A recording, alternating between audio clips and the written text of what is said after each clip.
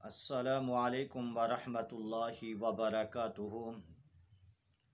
جی میرے سامعین، اکثر دوست اور احباب سوال کرتے ہیں کہ 4 رکعت والی نماز فرض یا 3 رکعت والی نماز فرض یا 4 رکعت والی سنتے ہوں تو قاعدہ اولیٰ کے اندر اتحیات میں بیٹھنا ہم بھول گئے ہیں، تو اس نماز کو درست کیسے کی جائے، اس کا ہمیں طریقہ بتائیں۔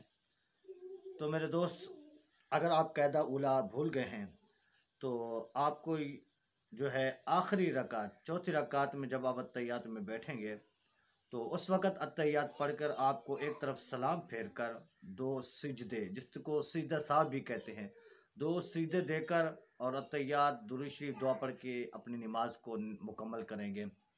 ہاں، اگر آپ نے دوسری رکعت میں اتحیات میں قاعدہ اولیٰ میں اگر اتحیات میں آپ بیٹھنا بھول گئے تو آخر میں آپ نے سجدہ صاحب نہ کیا تو نماز آپ کے ادا نہیں ہوگی، اس نماز کو دوبارہ لوٹانا پڑے گا، کیونکہ قاعدہ اولیٰ میں بیٹھنا، اتحیات پڑھنا واجب تھا۔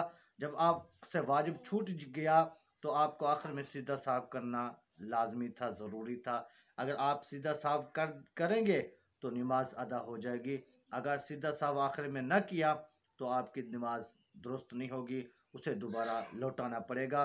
تو امید کرتا ہوں کہ آپ کو میری یہ ویڈیو، میری یہ بات آپ کو پسند آئی ہوگی، اور آپ سے گزارش ہے کہ اگر آپ ہمارے اسلامی چینل پر نئے ہیں تو ہمارے اسلامی چینل کو سبسکرائب کر لیں۔ شکریہ، اللہ حافظ۔